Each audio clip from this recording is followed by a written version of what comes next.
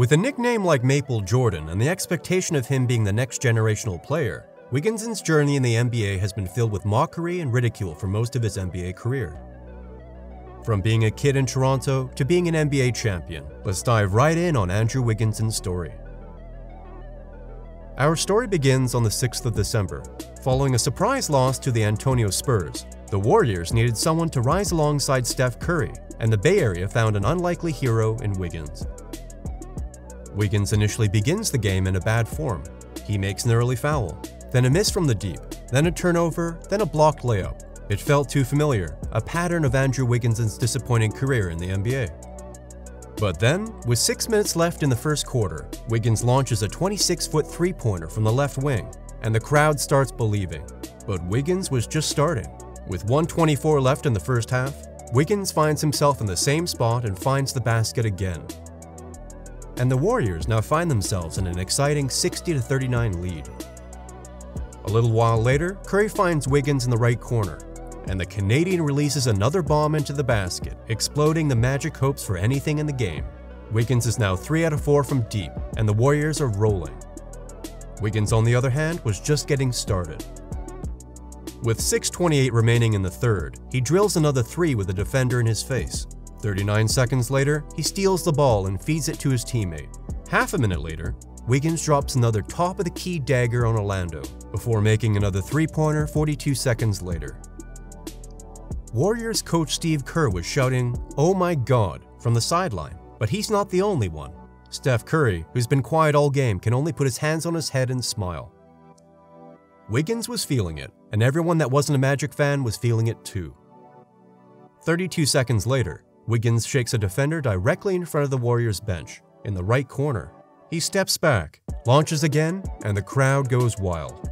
His teammates, who were just inches away from him, couldn't believe what they were seeing, so they just stood there unsure of what to do. Wiggins later curls in his final three of the night, and the crowd explodes. He had just made 16 points in 160 seconds. When the buzzer eventually rang for the last quarter, effectively putting the Magic out of their Wiggins misery, the Canadian had finished with 28 points, helping the Warriors win by 31. Wiggins flashed a beaming smile of satisfaction, and for the first time in his whole career, he finally looked like he was having the time of his life.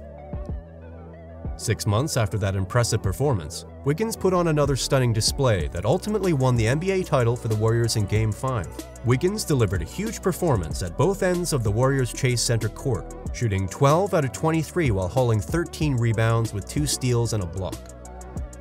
After the game, Wiggins was what everyone could talk about. The truth is there's always been flashes of the player we saw back in December or Game 5 of the NBA Finals, but they've been rare. After the game, Draymond Green praised Wiggins, saying, "I love the aggressiveness. What I love most about the 26 points is not that he had 26 points, it's that he took 23 shots. And that just shows the aggressiveness. It was exactly what we needed, especially with Steph's struggles." Steph Curry also had nothing but praise for Wiggins, saying, "He's shining on the brightest stages in the playoffs. You can tell how much he's enjoying it. And it's just amazing to see how things worked out in his favor, in terms of kind of dispelling all the narratives around him, and who he is as a basketball player." Curry and Draymond Green weren't the only NBA players drooling over Wiggins' performance. Other NBA players and veterans like Zach LaVine, Karl Anthony Towns, and Dwayne Wade couldn't help but talk about his performance. But the question on everyone's lips was, where had this player been all along? To answer that, let's go 27 years back in time. They say the apple doesn't far fall from the tree, and in Andrew Wiggins' case, it has never been more true. Wiggins was born on February 23, 1995 in Toronto, Canada. His father, Mitchell Wiggins, was a former NBA player, while his mother, Marita Payne Wiggins, is also a former Olympic track and field sprinter. His parents met as student athletes at Florida State University, where they fell in love. After their athletic careers, the two moved to Canada, where they gave birth and raised Wiggins. Right from a very young age, Wiggins developed a special interest in the game of basketball, and he began playing the sport at the age of 9 for Canada's under-10 team in Toronto. Wiggins was an anomaly, and it gave him an advantage over all the other players in his school. At the age of 9, Wiggins was already 5'7", and by the time he was 13, he dunked his first basketball. When he was 14, he had grown to 6'6", which is basically the average height of players in the NBA. In other words, Wiggins was just as tall as most NBA players at an age where most children just hit their growth spurt. Wiggins attended Vaughan Secondary School, where he joined and played for the basketball team.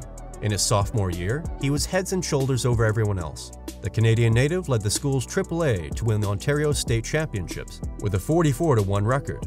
The only match they lost was the game where Wiggins had to leave because he was suffering from leg cramps. In the final game that sealed the championship, Wiggins outplayed everyone, recording 25 points and 13 rebounds, despite being the youngest player on the court. Wiggins found it too easy in Canada, so he packed his things and moved to Huntington Prep School in West Virginia, in search of more competition. Although things were not as particularly as easy for him as it was in Canada, he still dominated in his new home, recording an impressive 24 points, 8 rebounds, 4 assists, and 2.7 blocks per game in his junior year. Wiggins was so good in his senior year that ESPN quickly placed him ahead of the previous #1 prospect and future Duke signing, Jabari Parker. In 2013, Sports Illustrated criticized his work ethic, and Wiggins responded later that day with 57 points, literally telling his critics, "What are you gonna say now?" In 2013, Wiggins cleared all the high school awards, winning the Naismith Prep Player of the Year, Gatorade National Player of the Year, and Mr. Basketball USA. Wiggins even received McDonald's All-American and was named High School Basketball Player of the Year by Slam magazine. Wiggins was touted by all the best basketball colleges in the country, like Kentucky State, Kansas, Florida, and North Carolina. After long consideration, Wiggins decided working under Coach Bill Self at the University of Kansas, which was an opportunity too good to miss out on. In the Canadian freshman year, he averaged 17.1 points and 5.9 rebounds per game. Playing alongside future NBA All-Star Joel Embiid, Wiggins led Kansas to a 25-10 record. Amongst his many achievements in his freshman year, Wiggins also set a scoring season record at Kansas with 597 points. He became an instant superstar, drawing fans from around the country with his impressive athleticism. Wiggins' future was bright, and everyone could see that. Rumors began to fly about Wiggins declaring for the 2014 NBA draft after only spending 1 year in college. And that's exactly what he did. He declared for the 2014 NBA draft and was selected first overall pick by the Cleveland Cavaliers, becoming just the second Canadian to be selected first overall pick. But Wiggins never got to play one single game for the Cavs. LeBron had just returned back to Cleveland, and the Cavs went from rebuilding to championship win now mode. Just 2 months after the draft, Wiggins was traded to the Minnesota Timberwolves. When Wiggins arrived in Minnesota, the Maple Jordan was expected to take Minnesota from ridicule back to the top of the Western Conference, and he made quite the impression in his first season. He registered an impressive 33 points in a losing effort against the Cavs in 2015, and although the Timberwolves didn't make the playoffs, Wiggins deservedly took home the Rookie of the Year award with an average of 16.7 points per game. Wiggins' next 3 seasons in the NBA were nothing to write home about. He was never able to consistently show that star quality that many hoped he would become in Minnesota. There were flashes, but that's all they ever were. It seems like all the hype and pressure of being touted as the next LeBron or being compared to Michael Jordan overwhelmed him. Yet for some crazy reasons we'll never figure out, the Timberwolves decided to sign Wiggins to a rookie-scale max extension worth $148 million. Perhaps it was because former Timberwolves star guard Jimmy Butler called Wiggins the most God-gifted player on the roster, or because former Timberwolves coach Sam Mitchell said, "It comes too easy for Wiggins." Maybe it's because of the expectations derived from a talent that rarely manifests itself on the floor. Not only did the new contract add to the pressure Wiggins had to face, but it also made it difficult for the Timberwolves in trade talks. Wiggins was eventually traded to Golden State during the pandemic-shortened 2019-2020 season, with D'Angelo going the other way. Many eyebrows were raised when the Golden State interest in Wiggins was confirmed. With Thompson out with a torn ACL and Kevin Durant no longer with the team, Wiggins didn't feel like the player who could fill those shoes. But the Warriors didn't need Wiggins to become KD or Klay Thompson. They just needed him to be that fourth guy, which is exactly what he's become.